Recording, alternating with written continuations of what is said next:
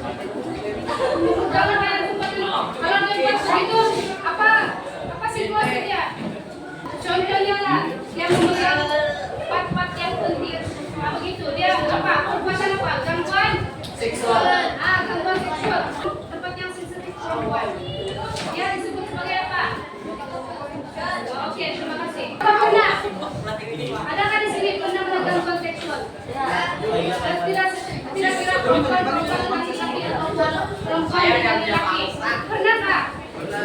Gangguan seksual. Saya tunjuk. Kamu rasa gangguan seksual ini baguskah? Oke, hari ini kita akan belajar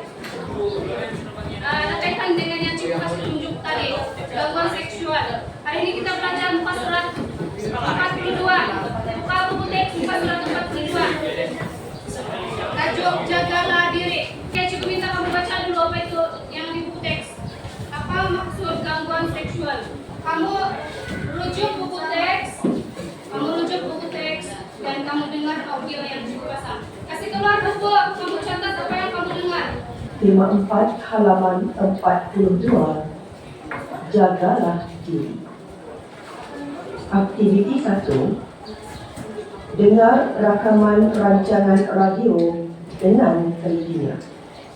Kemudian, analisis isu yang dibicarakan dalam rancangan tersebut dengan menggunakan peta pokok di bawah. Para pendengar sekalian, sekarang kita bersama-sama dengan saudari Khairul Najihah binti Syamsuddin. Baru-baru ini, kisah saudari Najihah mempertahankan diri daripada diganggu oleh seorang lelaki telah tular di media sosial. Kita akan menemui kuat saudari Najihah tentang isu tersebut. Apa khabar saudari Najihah? Kabar baik. Boleh saudari Najihah ceritakan kisah yang tular di media sosial itu? Salam sejahtera para pendengar sekalian. Pada waktu itu saya berjalan kaki pulang dari sekolah. Saya menyadari seorang lelaki mengikuti saya. Dia cuba memeluk saya dari belakang, lalu saya telah menendangnya. Lepas itu dia melarikan diri. Wah, saudari Najihah telah menendangnya. Adakah saudari Najihah belajar seni mempertahankan diri? Ya, saya belajar taekwondo. Saudari Najihah bernasib baik kerana belajar seni mempertahankan diri. Saya berpendapat bahawa setiap remaja patut mempelajarinya. Ya, saya bersetuju. Seni mempertahankan diri boleh digunakan untuk menghadapi sebarang kemungkinan. Saudari Najihah belajar taekwondo di mana dan bila? Saya belajar taekwondo di sekolah pada setiap hari Sabtu. Pada pendapat saudari Najihah, adakah penting setiap remaja menguasai seni mempertahankan diri? Ya, pada pendapat saya sangat penting. Mengapa? Berita tentang gangguan seksual agak kerap kita dengar dan baca. Oleh hal yang demikian, kita perlu bersedia untuk menghadapi sebarang kemungkinan seandainya diganggu. Benar, saudari Najihah. Apakah yang perlu dilakukan lagi untuk mengelakkan gangguan seksual? Kita juga perlu berhati-hati dengan orang yang melihat kita dengan pandangan yang mencurigakan. Selain itu, kita sewajarnya memakai pakaian yang sopan dan tidak mencolok mata. Di sekolah pula, andai kata saudari Najihah diganggu, apakah tindakan yang saudari Najihah ambil? Saya akan membuat laporan kepada pihak sekolah jika ada orang yang mengganggu saya secara lisan, pandangan atau perbuatan. Bijak sekali tindakan saudari Najihah itu. Jangan biarkan gangguan tersebut berterusan. Beritahu ibu bapa. Buat laporan polis jika gangguan berterusan dan bertambah teruk. Baik saudari Najihah, terima kasih kerana sudi ditemu tuan. Terima kasih kembali. Macam mana? Ada dapat maklumat dari situ, Kak? Ada. Berapa maklumat yang kamu dapat? 2. Apa punca berlakunya gangguan seksual? Pakaian yang menggoda. Apa punca yang kamu tadi? Ada pada sebut? Pakaian yang menggoda. Contoh macam mana pakaian yang menggoda? Selar pendek. Baju ketat sama titik. Oke.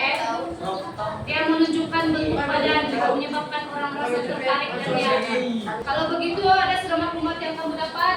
Cikgu mau kamu bentuk dalam kumpulan. Ini 1, ini 2, ini 3 kamu bergabung. Cikgu mau 5 sejak kumpulan. Aktiviti kita adalah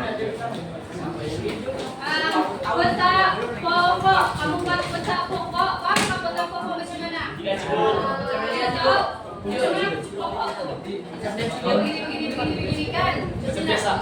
Jadi kamu buat macam pokok, letak pokok, kamu letak maklumat yang kamu dapat tadi, maklumat yang kamu dengar tadi. Kalau kamu berpandukan buku teks juga, ada di buku teks kan pasal 42 kamu buat tentang pokok tentang gangguan seksual. Yang pertama, yang sudah siap-siapa berhenti di depan. Apa itu gangguan seksual? Ya harus kita satu-satu orang bertesa. Oke. Hati-hati dengan orang yang mencurigakan, memakai pakaiannya sopan. Kalau berhati-hati dengan orang yang mencurigakan macam mana? Macam mana kamu berhati-hati dengan orang yang mencurigakan? Kalau kau berhadapan dengan situasi itu bila orang yang begitu macam mana kamu buat? Kamu paham kah yang kawan kamu kasih sampai? Paham? Jelas kah? Jelas. Oke, terima kasih. Kumpulan 1. Pagi kawan-kawan dan cibu. Pagi. Hari ini saya akan bentang dan kumpulan kami akan bentang pekerja kami yaitu gangguan seksual. Gangguan seksual adalah asalnya ada tindakan jika diganggu, tindakan jika diganggu. Contohnya yang buat laporan kepada pihak sekolah, contoh orang tua ataupun guru-guru itu, lepas itu beritahu ibu bapak. Terusnya ialah langkah keselamatannya ialah berhati-hati dengan orang yang mencurigakan, memakai pakaian yang sopan, yang sopan, yang panjang lengan, lepas itu selor panjang, Dan juga tidak longgar, tidak membentuk kamu punya tubuh badan. Kami dari kumpulan 3 akan membentang hasil pemetaan kumpulan kami yang sebentar tadi. Yang pertama, di sini ada gangguan tentang gangguan seksual. Kami sudah beri beberapa langkah dan kerja langkah keselamatan sama tindakan jika diganggu. Ya, pertama kita akan menggunakan tentang punca.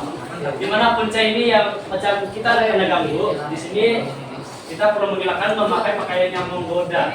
Sebab dia orang akan mudah terpedaya dan akan mudah tertarik kepada kamu. Itu yang menyebabkan kamu sampai diganggu. Belajar seni mempertahankan diri seperti yang saya cakap sebentar tadi. Belajar seni mempertahankan diri. Bolehlah belajar seperti menado, berarti ataupun lain-lain. Yang ketiga, memakai pakaian yang sopan. Jangan memakai pakaian yang ketat, selang pendek dan lain-lain. Pakaian yang lebih besar ataupun yang cukup untuk kamu punya. Yang pakaian yang longgar. Ya, ketiga, tindakan jika kamu diganggu.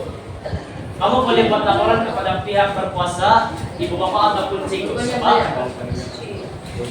Sebab ini yang paling penting bagi kamu punya keselamatan. Kalau kamu tidak lapor, di sanalah kamu akan diganggu dan tidak akan berhenti lagi. Contohnya murid yang mengganggu, kalau tidak akan berhenti selagi kamu tidak lapor kepada pihak yang tertentu seperti disiplin, pihak konseling, dan kita saja dari kami cikgu. Dia pembentangan yang bertenaga. Dan dia bersemangat, dia punya suara kuat dan jelas. Kumpulan yang terakhir. Dia gangguan seksual. Dari langkah keselamatan di sini belajar seni untuk membela diri, memakai pakaian yang sopan dan tidak menunjukkan. Kalau sering mempertahankan diri, contohnya apa? Macam wonder, karate, silat, Oke. Jadi apa kesimpulan yang kamu dapat dari yang kamu belajar tadi? Apa yang kamu dengar, apa yang kamu tulis, dan apa yang kamu bentang? Apa yang kamu boleh uruskan? Hah?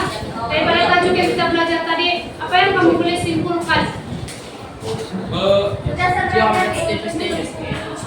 Melalui itu tajuk kita tadi, gangguan seksual. Apa yang kamu boleh rumuskan daripada gangguan seksual? Daripada yang Cikgu kasih terang, audio yang Cikgu kasih tinggal dengan pembentangan tadi. hati-hati semasa